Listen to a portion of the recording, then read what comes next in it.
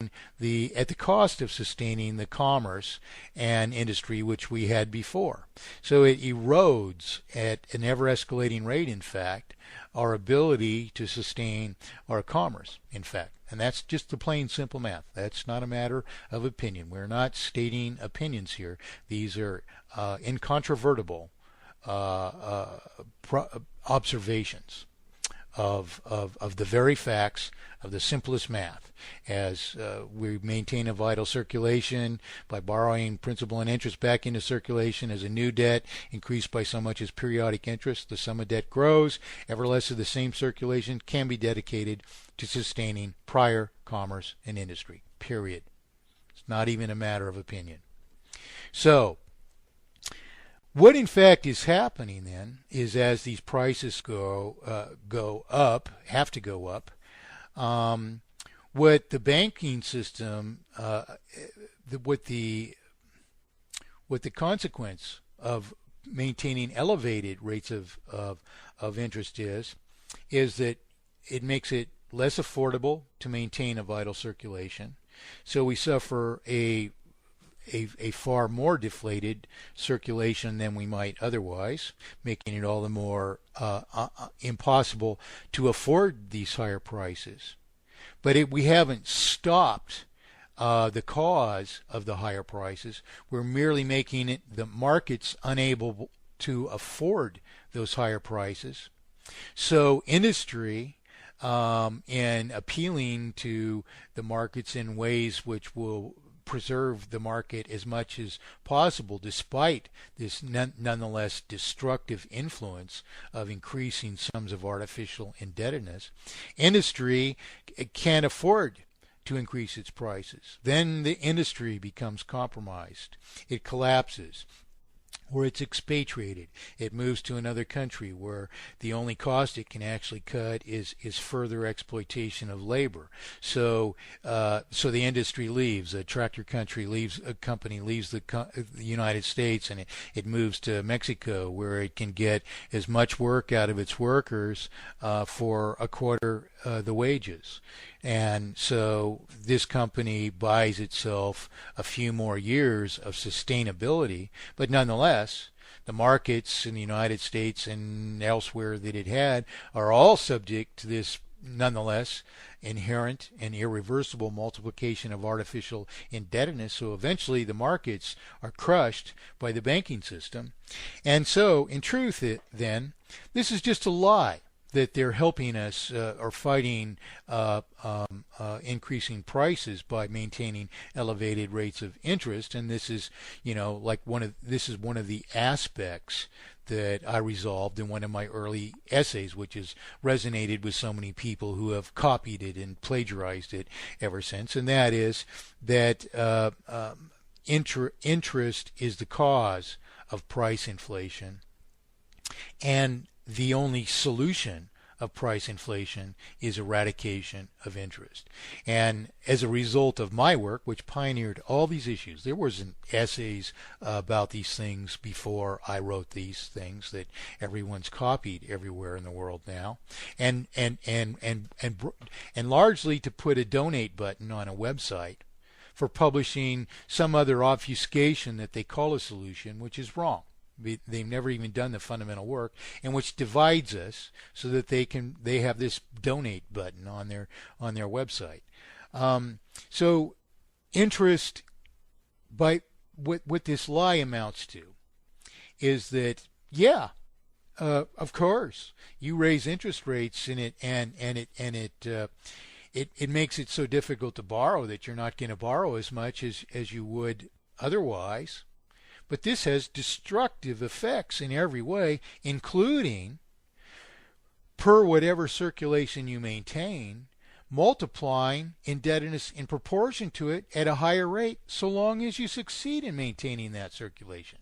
So it actually expedites failure, and the only power of it is to take more, entirely yet without justification, by an ever greater rate of exploitation. So what the lie is really all about is how big of fools we are. It's saying, oh, We're helping you by not making you borrow too much. Although you have to borrow more, we're not going to tell you this because we don't want to expose the math to you, because the math is, entirely against you. It's entirely unjustified. It's entirely unjustifiable. We're not going to tell you what the real math is, but we're going to tell you that this prevents you from borrowing too much. And indeed, it restrains your borrowing, but it escalates your failure. It causes prices to raise at a higher rate. If they can't go up, we say that was good for you. You're not paying the higher prices to industry. Industry is suffering because it can't charge the higher prices it needs to charge to maintain margins of solubility. So industry is expatriated, and the next thing you know, we don't even have any industry in our country. And all the while, we were telling you that was good for you because we restrained prices, when in fact we only made them impossible to afford to pay to industry. And how did we do that? We made you pay even more in increased interest to the banks.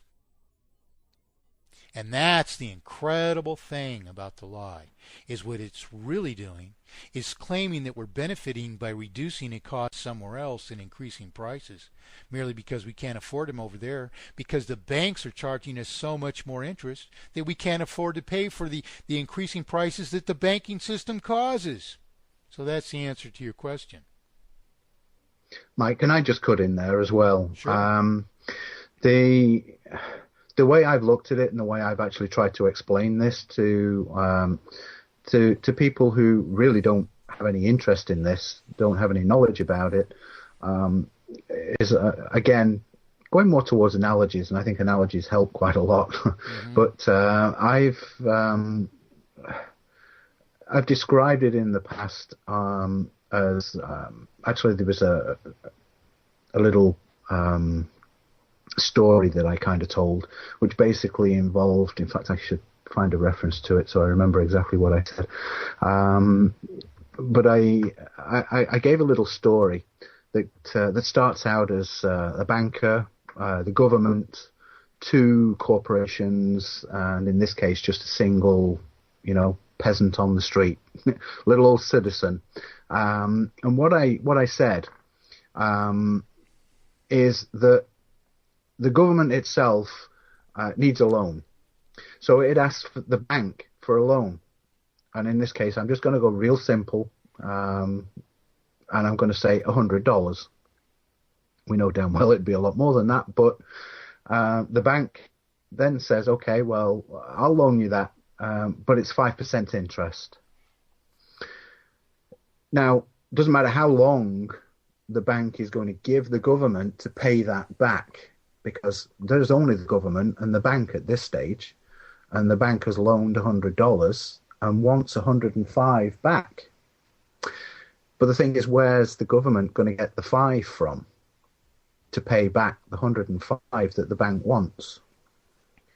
This is the very basic problem of it, and this is the basic understanding of the monetary system. It's a bit more complicated than that, but this is the very basics of it. So of course what happens is there are more and more people involved. There are two more corporations here. They need money, so they borrow $100 as well. And then you have a citizen on the street. He borrows $100. We want to make this real simple. So we have the government, two corporations, and a citizen borrowed $100 each. Now, again, to keep it simple, the bank just wants 5% interest, so it wants $105 back as a total. So we have $400 in the economy. That's what the bank has loaned out to everybody, and then they want $420 back. So there's still the question arises, where does the extra $20 come from? Well, in the course of doing business, the government, usually through taxation, gets its cut, because if it doesn't, then you don't pay it, you go to jail. So it's able to pay back its $105. The corporations, depending on how cutthroat they are, they tend to be able to pay back their $105, or at least one of them does. And the last one, the corporation and the citizen, they have $210 between them to pay back, but there's only $190 left in the economy because that's all that was ever created in the Yeah. first place. I'll tell you though, Karl. I know where you're heading with this, and here's an actual historic observation of this. My work from the beginning, my friends, people like yourself would say, Mike, you got to make a story out of these things so people will understand them.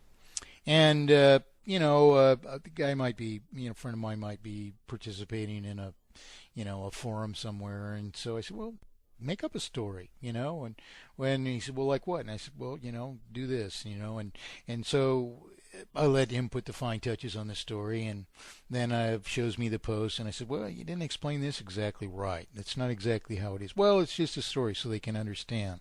Here's what happens down the road, and you might, I discussed this article William B. Ryan wrote, purportedly invalidating mathematically perfected economy, when in fact all it addresses, he attempts to disprove this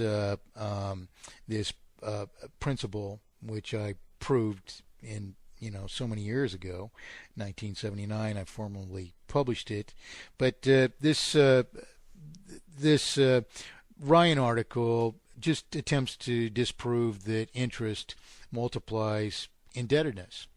It doesn't address the obfuscation of the promissory obligation, the fact that interest isn't justified. The banks only publish the evidence of our, promissory obligations to each other. What those obligations actually comprise is an obligation to pay principal out of circulation, retiring principal. It belongs to no one, yet the banks launder it into their possession, and then multiply it into terminal indebtedness by interest. And he just wants to disprove the last point. So he makes up a story himself, which he calls the 10 can't repay 11 fallacy. And where does he come up with this? He comes up with it from people who took my work, made stories of it, which stories never embody this even simpler explanation that I give of this implicit obligation to maintain a vital circulation, that comprising a fact that you're paying principal out of circulation and have to reborrow it back into circulation as new debt to maintain the former circulation, with the new debt equaling the old debt, making it mathematically impossible to pay down the sum of debt, and then with what interest you're paying out of circulation in order to maintain a vital circulation, necessarily reborrowing that as new debt, therefore increasing this former sum of debt. You see, when you take that out of the story, you basically got to parallel the same path without explaining that fact. And as I listen to it, I'm lost myself. I mean, a fine story, and there's many of them that many people have made, but they don't tell the problem because they strip this out, ostensibly making it easier for people.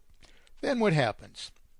A fellow like William B. Ryan says, well, I know better than all these people. They don't know what's happening. They can't prove that they have to maintain a vital circulation. And this guy, I thoroughly covered these issues in his C.H. Douglas social credit A plus B theorem forums in, mid-1990s, And yet he sneaks this article out here purporting to respond to this, and he disproves himself in his own words.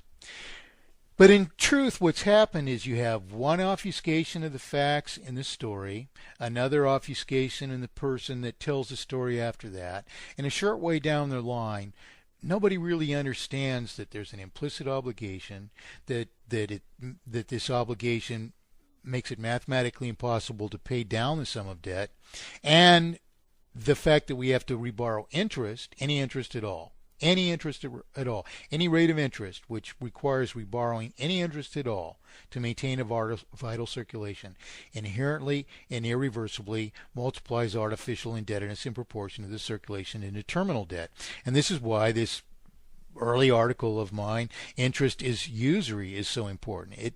It proves that there is no distinguishing delineation between interest and usury.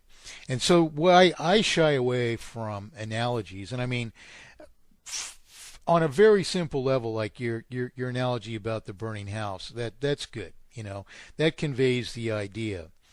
But it only conveys it enough that if the analogy holds, you should want to learn the